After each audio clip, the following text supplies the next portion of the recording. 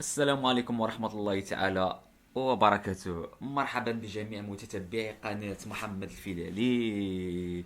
إذا اليوم إن شاء الله سنحاول بداية درس لا تكتونيك دي بلاك الخاص بالسنة الثانية إعدادي، مسلك دولي. إذا سنخصص هذا الفيديو إن شاء الله سنخصصه بالضبط للفقرة الأولى الخاصة بزحزحة القارات c'est-à-dire la dérive des continents.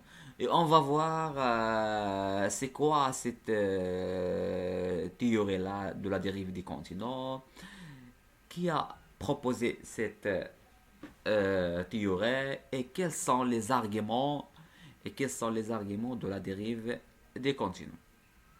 اذا كنعرفوا ان البرنامج الدراسي بالنسبه للسنه الثانيه اعدادي فهو منقسم لمجموعه من الفصول، يعني لي شابيتر. Donc le chapitre 1 c'est la tectonique des plaques, la deuxième chapitre c'est les séismes et leurs relations avec la tectonique des plaques, les volcans, la troisième chapitre c'est les volcans et leurs relations avec la tectonique des plaques. On va voir les déformations tectoniques et leurs relations avec la tectonique des plaques. Et les déformations tectoniques, nous avons déjà dit, et les chaînes de montagne et leurs relations avec la tectonique des plaques, et il vous reste les roches magmatiques, et dans le deuxième semestre, on va voir la première chapitre, c'est la reproduction chez les animaux, par suite la reproduction chez les végétaux. Par suite, nous allons voir la reproduction chez l'homme et on finir par l'hérédité humaine، يعني الوراثة البشرية أو الوراثة عند الإنسان. Donc نبداو على بركة الله بالنسبة la dérive du continent. Donc comme vous voyez sur l'image, nous avons une image qui indique la théorie de la dérive des continents. On a par exemple, la situation de départ, on a plusieurs photos qui montrent la position des continents dans différents âges. Par exemple, on a MA, c'est-à-dire millions d'années. Par exemple, avant de 250 millions d'années, on voit bien que les continents sont rapprochés entre elles. Et par suite, par exemple, avant de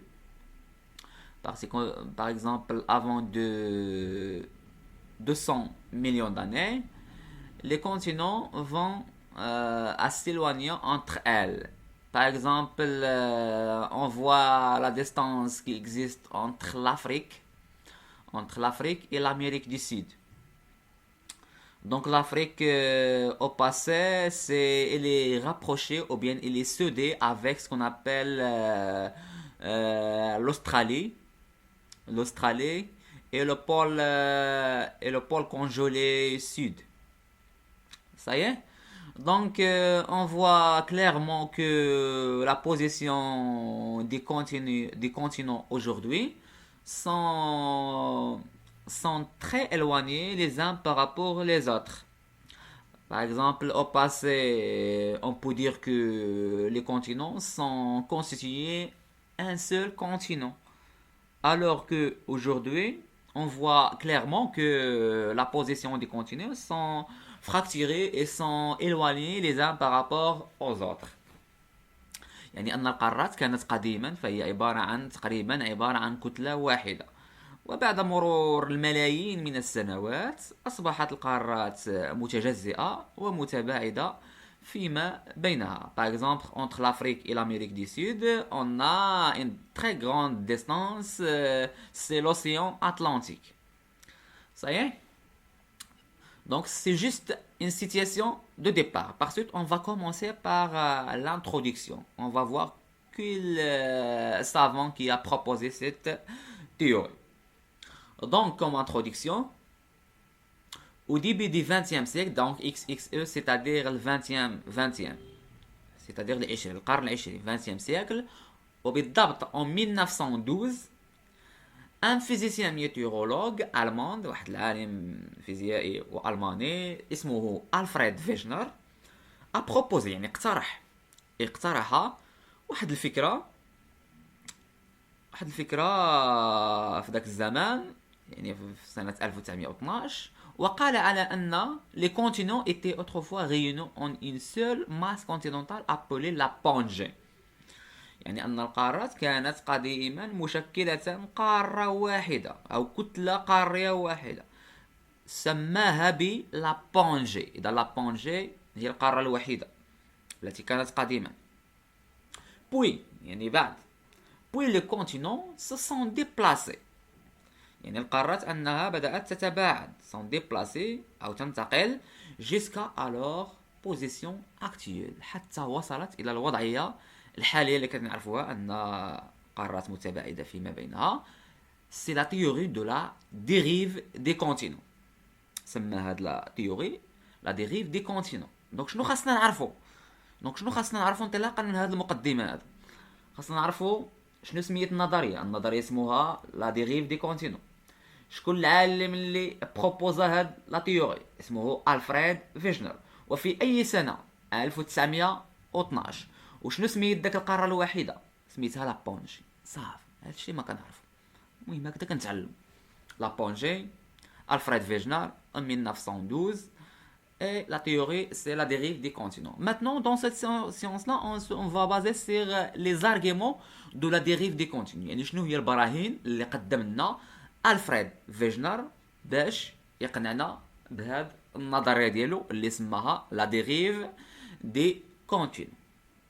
Ça y est, par suite, on va voir les arguments de la dérive des continents. Et on va commencer par l'argument morphologique. Et dans la première argument qui est proposé par Alfred Wegener, c'est l'argument morphologique. On va voir. On a une photo qui montre deux continents. La première, c'est l'Amérique du Sud. Et la deuxième, c'est l'Afrique. On a l'Amérique du Sud et l'Afrique. On sait que entre les deux, on a ce qu'on appelle l'océan Atlantique. يعني المحيط الأطلسي بين القارتين. Ça y est? Donc on voit lorsqu'on rapproche par exemple les deux continents, entre l'Afrique et l'Amérique du Sud, on va obtenir quoi? Ça y est? Vous savez que la distance entre les deux c'est très grande.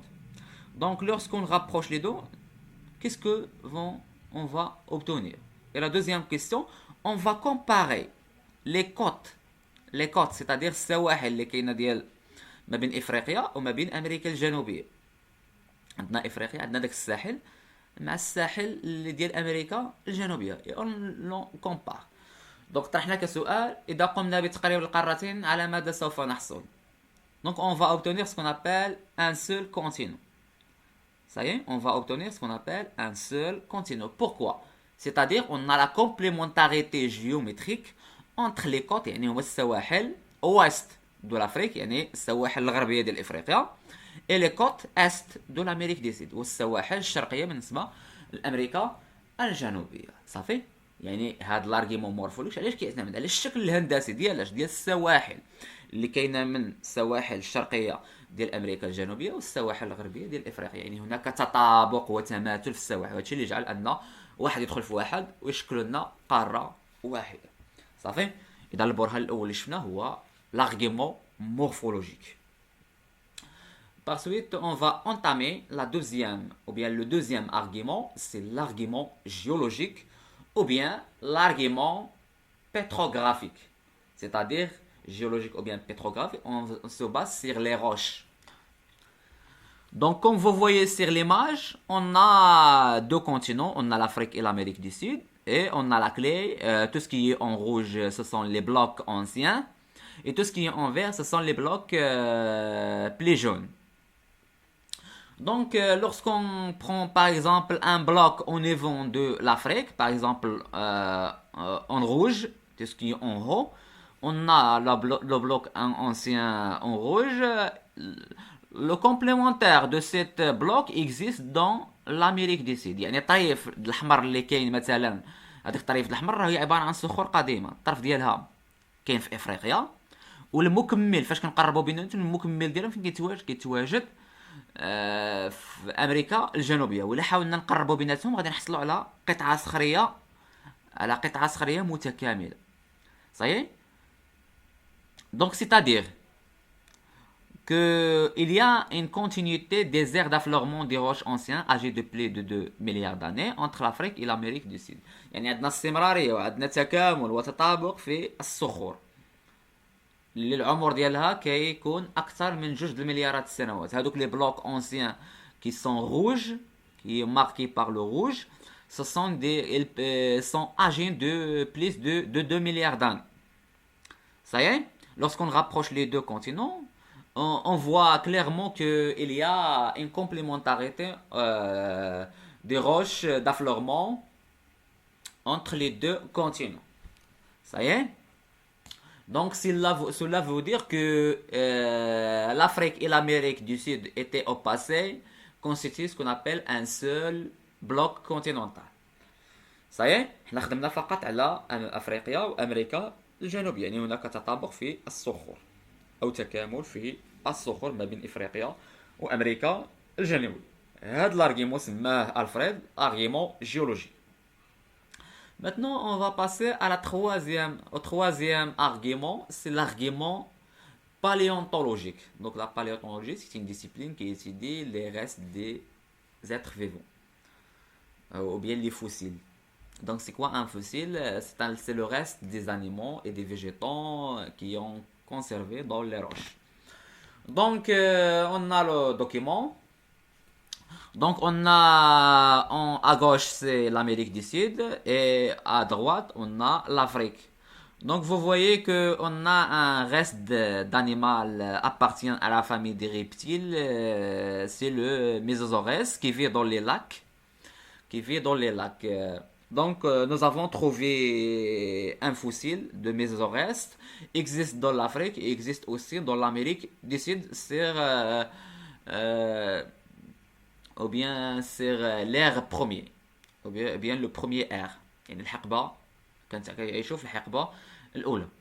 Donc on a les mêmes fossiles d'animaux et de végétaux on retrouvés en Afrique et en Amérique, bien que ces organismes comme les Mésosaurus n'avaient pas la possibilité de traverser l'océan Atlantique. يعني هاد الكائنات كانت شحال هادي ما عندهاش القدرة أنها تنتقل بين القارات رغم تكون المحيط الأطلسي بينهما. Cela veut dire que était au passé كان هذا الكائن كيعيشوا في كتلة صخرية واحدة، ومن بعد واحد شي بقى هنايا وشي بقى في امريكا الجنوبيه. صافي. وملي مات ونقارض هذا الكائن لقينا البقايا ديالو لقيناها في افريقيا وفي امريكا الجنوبيه. اذا هذا دليل على ان افريقيا وامريكا الجنوبيه étaient au passé un seul bloc continental. Donc les arguments qu'on avait juste maintenant, nous allons voir l'argument morphologique, l'argument géologique ou bien pétrographique et l'argument paléontologique. Ces trois arguments défendent la théorie de la dérive des continents. Ça y est. دونك هادشي اللي خصكم تعرفوا لا تيوري، شكون هو العالم اللي اقترح لنا هذا، وشنو هما لي زارغيمون اللي بروبوزاونا. الى اللقاء في فيديو مقبل بحول الله.